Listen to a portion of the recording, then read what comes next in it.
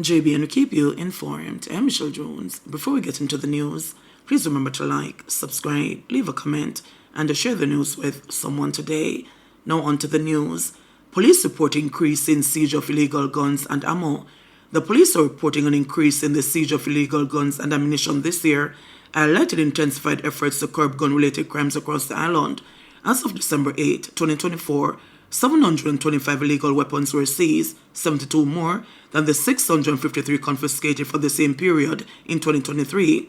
Pistols account for the majority of the weapons seized, with 553 recovered this year compared to 501 last year. The police have also confiscated 11,946 rounds of ammunition so far in 2024. That's almost 2,000 more than the 9,985 rounds seized over the corresponding period in 2023. The Jamaica Constabulary Force attributes the increase to strengthened intelligence gathering, increased targeted operations, and improved cooperation with communities. Wanted man captured in Westmoreland during operation. The Jamaica Constabulary Force JSF has captured a wanted man during an intensive security operation in Hartford, Westmoreland on Wednesday. Arrested is Nicholas Matthew of Bento District, Withon in the parish. Matthew was linked to the November 10, 2024 murder of Irwin Bennett, otherwise called Mad Dog in Bastard Cedar Walk. According to the JSF, Matthew was captured as part of Operation Reassurance, a large-scale initiative to restore order and bolster public confidence in the Westmoreland Division. Led by Superintendent Othniel Dobson, the operation has mobilized a robust team of personnel from the Jamaica Defence Force, the Area 1 Fugitive Apprehension Team, Specialized Operations, the Lottery Scamming Task Force, Traffic and Highway Patrol, and the Divisional Quick Response Unit. Other partner agencies include the Transport Authority and the Jamaica Public Service. Man killed by heavy-duty equipment on construction site. The St. Catherine North Police have launched an investigation into a case of death by misadventure after a man was killed by heavy-duty equipment on a construction site in the parish on Tuesday. He has been identified as Wayne Blackstock, a 28-year-old mechanic of Rock District, Tollgate, Clarendon. Police reports state that, at about 8 a.m., Blackstock was working at the site at Windsor Park in St. Catherine when he was hit by a bobcat front-end loader. He was assisted to the Spanish Town Hospital where he was pronounced dead. Police probing 2 shooting incidents in Time and Patience, St. Catherine. The Linstead Police in St. Catherine are investigating 2 incidents which left 1 man dead and another injured in the Time and Patience community on Tuesday night. The deceased has been identified as 34-year-old Nicholas Campbell of Walling Housing Scheme, Time and Patience District. Campbell, who is of an unsound mind, was found suffering from gunshot wounds at about 11 p.m. That incident followed the shooting and injury of a tractor operator during a robbery. It's reported that at about 8:13 p.m., the victim was at a shop in the Walling Housing Scheme when he was pounced upon by unknown assailants. The Linstead Criminal Investigations Branch is probing the incidents. Man killed in Shelter Rock, St. Catherine. The Spanish Town Police are investigating the murder of a 28-year-old man in Shelter Rock in St. Catherine last night. The deceased has been identified as George Williams from the community. At about 8:30 p.m., explosions were reportedly heard in the area and the police were called. On their arrival, Williams was found lying face down with what appeared to be gunshot wounds to the upper body. He was assisted to the Spanish Town Hospital where he was pronounced dead. No motive has been established in Williams' death.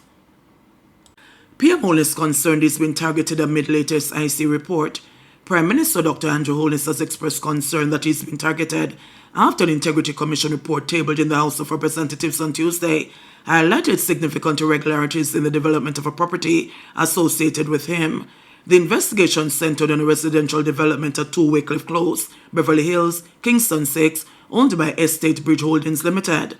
The Commission's investigation revealed that the project was constructed in breach of planning approvals and building permits issued by the Kingston and the St. Andrew Municipal Corporation, KSAMC. The report indicates that while the original permits approved the construction of 4 semi-detached townhouses with 2-bedroom units, the development instead featured 4 4-bedroom units. The report concluded that the breaches were deliberate, holding the directors of Estate Bridge responsible.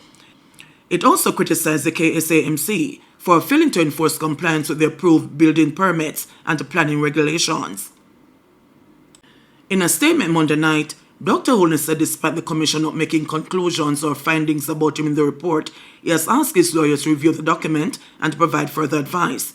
The Prime Minister said he's not a director or shareholder of the company, which is the subject of the report, and he does not own the property in question. Dr. Holness said he's puzzled as to why is the subject of the report, adding that it is concerning that the investigators ignored statements given by the KSAMC that they observed the development to be in structural conformity with the approved plan. He also expressed concern that the investigators ignored the statements of the persons involved that explained the works being undertaken and went on to draw conclusions on construction work that was in progress. The Prime Minister said it seems more than coincidental that this report was submitted to Parliament a few days before the delivery of the judgment of the Supreme Court in a matter in which he is seeking judicial review of another report of the Integrity Commission. Meanwhile, Information Minister Dr. Dana Morris-Dixon said the Cabinet is confident in the abilities of Prime Minister Dr. Andrew Holness to continue leading the country, despite his name being linked to adverse findings in investigation reports published by the Integrity Commission. The Prime Minister was very clear in his statement, and the report was tabled yesterday in the House. I have not had a chance to go through it, and so I know we'll be reviewing it throughout the course of the day. But the Prime Minister's statement was very clear. He said many things. He thought that this was a transparent attempt at attacking his character. He was very clear on that.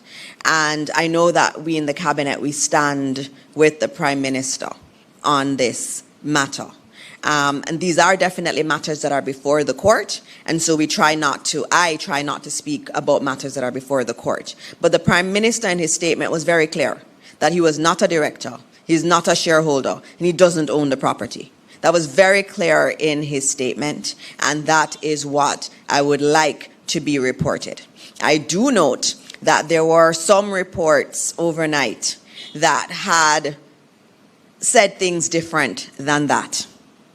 And I note that this morning there are some editorial notes under some of those reports, which means that individuals are now clarifying previous reports that had been made. It is really important, especially when we're dealing with someone's integrity and character, that we get the stories right and that we don't issue statements that are not completely accurate. And I see the reports being corrected, and I'm very happy for that, and I thank members of the media who have been correcting their stories overnight. That's important. But the Prime Minister was very clear about his relationship with this company and his surprise that he would have been named in it. And as I said, we'll be reviewing the report and we'll make additional statements thereafter. I was here from CVM. Just to follow up to that, Minister, can the Prime Minister effectively lead when his name has been linked to so many adverse IC findings?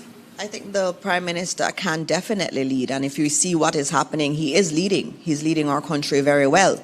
As I started this post-cabinet press briefing, I spoke about our unemployment rate at record low. Attorneys say case against Petrojam executives was politically motivated. The legal team representing former Petrojam General Manager Floyd Grindley and the company's summer board chairman Dr. Percival Singh says the prosecution of the men was politically motivated. Senior Parish Court Judge Maxine Ellis on Tuesday acquitted Dr. Singh and Grindley of fraud when they appeared in the Kingston and the St. Andrew Parish Court. Dr. Singh was accused of fraudulently submitting claims amounting to $73,000 for overseas travels he allegedly did not make. Grindley was accused of aiding and abetting Dr. Singh to process the claims. Speaking with reporters following the verdict, Attorney Bert Samuels, who described the case as a political crucifixion, said it all started in Parliament. If you look at the Hansard report in Parliament, this matter came up because of political tussle. And as KD Knight said, he's firstly a lawyer and secondly a politician. It came from a side of the House that Mr. Knight belongs to. But he felt that victory and the pursuit of justice was important as my leader.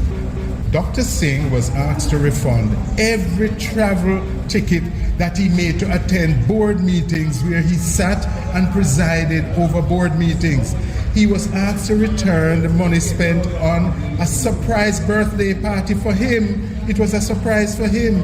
This is scandalous. It's an extortion of a Jamaican citizen to pay for your own surprise birthday party. This is crazy. This is how crazy politics is in Jamaica. Meanwhile, Attorney KD Knight, who represented Grindley, credited Parish Court Judge Maxine Ellis for the time she spent analyzing the evidence presented. Because it means that she did it very carefully with the evidence in favor and the evidence against. And then she resolved it finally in favor of the accused by saying that on her analysis, the prosecution failed to prove that they committed the offenses for which they were charged. When I wrote the last submission, as a matter, there is no way a conviction can flow from this. For because the prosecution just simply did not use the evidence, and the cross-examination that we did. That was NIS administrator to be charged for breach of Corruption Prevention Act. The Integrity Commission's Director of Corruption Prosecution, Keisha Prince Komiko, has determined that an employee of the Westmoreland Parish Office of the Ministry of Labour and Social Security is to be charged for breaching the Corruption Prevention Act. The charge against Claude McIntosh, a National Insurance Scheme NIS administrator, is in relation to the recovery of outstanding NIS contributions at the parish office for the period 2022 to 2023. The investigation report of the Integrity Commission, which also cited unethical conduct by McIntosh, was tabled in Parliament on Tuesday. In the report, the Director of Investigation, Kevin Stevenson, indicated that the probe emanated from a telephone call from an anonymous complainant on March 7, 2023. The complainant said on December 13, 2022, it was contacted by a man who identified himself as Claude McIntosh. The public servant advised them that he owed over $500,000 in NIS contributions and he needed to make the payment urgently or there would be consequences. The complainant was provided with a bank account to pay the outstanding sums. Telephone and WhatsApp conversations between the self-employed businessman and McIntosh continued up to March 6, 2023, during which time the public servant queried whether the payment had been made. The interactions were terminated after the complainant indicated to McIntosh that he should do what needs to be done. No payment was made. The Director of Investigation found that the complainant did have outstanding NIS contributions. However, it was less than the amount provided by McIntosh. The Director said the action of McIntosh in providing the complainant with his personal bank account number to remit payment was contrary to the procedures outlined by the Chief of Compliance, NIS, which included the serving of notices, followed by legal action if there is failure to comply. Payments should also be made at a tax office. As a result, the Director of Investigation concluded that McIntosh acted in contravention of the Ministry of Labour and Social Security's National Insurance Scheme Compliance Operations Procedure Manual in respect of his efforts to collect the complainant's outstanding NIS contributions.